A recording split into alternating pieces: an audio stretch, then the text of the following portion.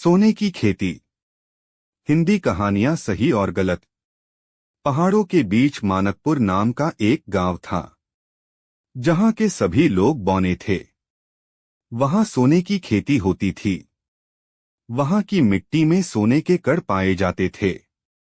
वहां के लोग एक विशेष लहसुन जैसा पौधा लगाते थे, जिससे सोना उगता था। उसी गांव में एक बहुत गरीब परिवार रहता था, जिसमें भानु और उसका बेटा चिंटू रहते थे। भानु के पास अपना खेत नहीं था। भानु और चिंटू दोनों जमींदार के खेत में काम करते थे, जिससे किसी प्रकार घर में दोनों पहर खाना पकता था। इस बात से चिंटू बहुत परेशान रहता था। वह सोचता था कि वह भी मेहनत करके धनवान बन जाए। एक दिन चिंटू जमींदार से बोला, जमींदार साहब, अगर मैं आपके खेत में अधिक मेहनत करके अच्छी फसल उगाऊं तो क्या आप मुझे बराबर हिस्सा देंगे? जमींदार थोड़ा सोचकर बोला, हाँ जरूर दूंगा। तुम और मेरा बेटा मंगू दोनों मिलकर पहाड़ी के नीचे वाले खेत में फसल उगाओ। जितनी फसल होगी उसका आधा तुम रख लेना, आधा मेरा हो जाएगा। चिंटू खुश हो गया। वह मंगू के साथ मिलकर खूब मेहनत और समय से काम करने लगा। उन दोनों की मेहनत रंग लाई। फसल बहुत अच्छी हुई थी। दोनों मिलकर फसल काटे और सारा सोना एक पोटली में लेकर शहर में बेचने के लिए चल दिए। दोनों बातें करते हुए जा रहे थे। शहर के रास्ते में दो लुटेर शमशेर सिंह और उधम सिंह किसी राहगीर की ताक में छुपकर खड़े थे। उनकी नजर दोनों बौनों चिंटू और मंगू पर पड़ी। सुनसान रास्ता देख दोनों लुटेरों ने उनको घेर लिया। शमशेर सिंह मंगू से सोने की पोटली छीनकर भागने लगा।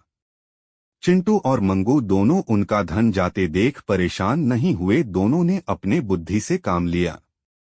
उधम सिंह अभी भी उनके पास ही चाकू लिए खड़ा था।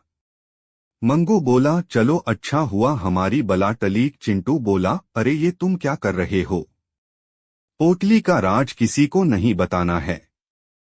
हम जिस काम से आए थे वो तो हो ही गया।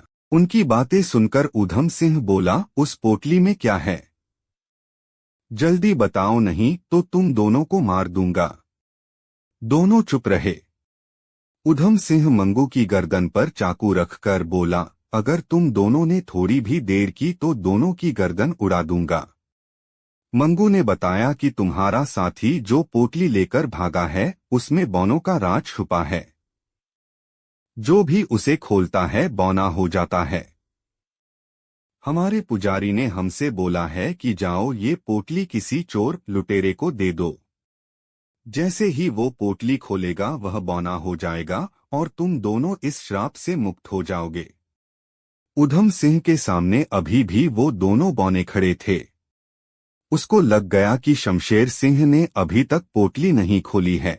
उसने तुरंत अपने साथी को मोबाइल से कॉल किया और तुरंत उसी जगह पर आने को कहा।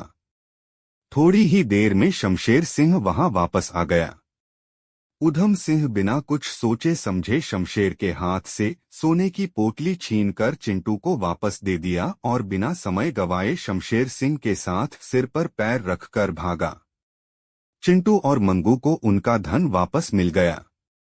दोनों शहर जाकर सोने को अच्छे दाम में बेचकर खुशी खुशी वापस घर आ गए। कहानी की सीख, जैसे चिंटू और मंगू ने मुसीबत के समय बिना विचलित हुए बुद्धि से काम लिया, वैसे ही हमें भी मुसीबत की परिस्थिति में विचलित न होकर बुद्धि से काम लेना चाहिए।